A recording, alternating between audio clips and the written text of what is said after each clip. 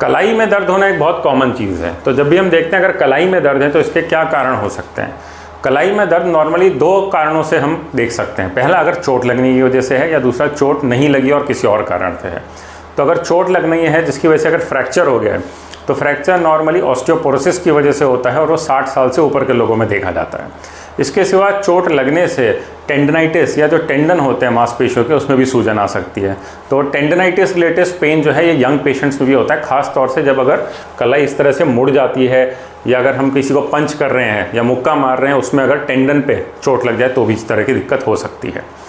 इसके सिवा कुछ कारण होते हैं जिसमें कि चोट ना लगने से भी दिक्कत हो सकती है, जैसे अगर अर्थराइटिस। ये अर्थराइटिस अगर पहले कोई फ्रैक्चर है तो उसकी वजह से भी हो सकता है, जिसको हम ऑस्टियोआर्थराइटिस कहते हैं। ये नॉर्मली 60 साल की उम्र के बाद देखा जाता है। इसके सिवा अर्थराइटिस जो है वो रूमेटॉइड, अगर किसी को अर्थराइटिस है जिसको कि हम संधिवात कहते हैं, उसमें भी कलाई में सूजन आ सकती है और रूमेटॉइड की वजह से कलाई में दर्द रह सकता है। इसके सिवा कुछ और कारण रहते हैं, जैसे कि एवियन। जैसे हमारी रिस्ट में दो हड्डियां रहती हैं, स्केफॉइड और लूनेट। अगर कभी कभी ब्लड सप्लाई कम हो जाती है तो उसमें इन दोनों की ये हड्डियां गलने लगती है, जो कि कलाई में दर्द कर सकती है। इसके सिवा जैसे एक कार्टिलेज रहता है हमारे रिस्ट में, इस जगह पे हड्डियों के बीच में, कभी कभी जैसे TFCC में अगर टीयर हो जाता है उसकी वजह से भी रिस्ट पेन रह सकता है। इसके सिवा अगर किसी को रात में दर्द रहता है, हाथ में झंझनाहट रहती है, तो उसको कार्पल टनल सिंड्रोम हो सकता है। उसमें पंजे में सुन्नपन भी हो सकता है। उसके अलावा कभी कभी हमारी कलाई में एक स्वेलिंग हो जाती है जिसमें अक्सर दर्द नहीं होता, तो उसको हम गैंग्लियन कहते हैं। तो ये इस तरह की जो स्वेलिंग हो जाती है ये नॉर्मली कलाई के इस भाग पे देखी जाती है। तो इस तरह का गैंग्लियन भी कभी कभी पेनफुल हो सकता है अगर काफ़ी बड़ा हो जाए या अगर वो हड्डियों के बीच में जा रहा हो।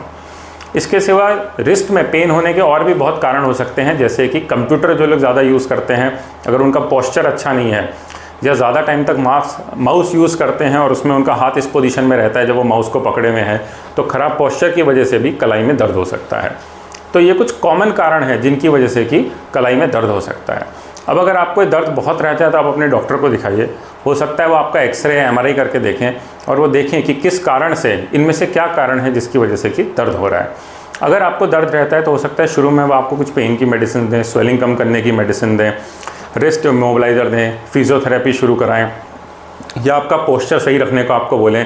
अगर आप माउस ज़्यादा यूज़ करते हैं तो हो सकता है वो आपको एक माउस पैड जो अलग तरह का आता है जिसमें कि यहाँ पे कुशन होता है वो यूज़ करने को बोलें। इसके सिवा हो सकता है वो आपको एक्सरसाइजेज शुरू करें, या ये हो सकता है कि अगर चोट लगी है, कोई हड्डी में फ्रैक्चर है तो आपको प्लास्टर के लिए बोलें, या अगर टेंडन में स्वेलिंग है या अगर किसी तरह से टेंडनाइटिस है तो हो सकता है वो आपको इंजेक्शन के लिए बोलें। एक और कॉमन कंडीशन रहती है जिसमें कि कलाई के इस भाग पे दर्द होता है, उसको कहते हैं डिक्रोवेंस स्टीनोसाइनोवाइटिस। उसमें भी अक्सर थंब के मूवमेंट में, अंगूठे के मूवमेंट में कलाई के पास में यहाँ पे दर्द हो सकता है। तो अगर ये कोई सिचुएशन है तो इसका इलाज हो सकता है आपको स्टेरॉइड का कोई इंजेक्शन दे के उसका आपके डॉक्टर आपको सॉल्व करने को बोलें। तो मुख्यतः कलाई में दर्द होने के ये 8 से 10 कारण होते हैं। अगर आपको दर्द रहता है, काफ़ी है, तो अपने डॉक्टर को दिखाइए। जो भी आपका बेस्ट इलाज होगा आपके डॉक्टर आपको उस हिसाब से आगे की सलाह देंगे। Thank you.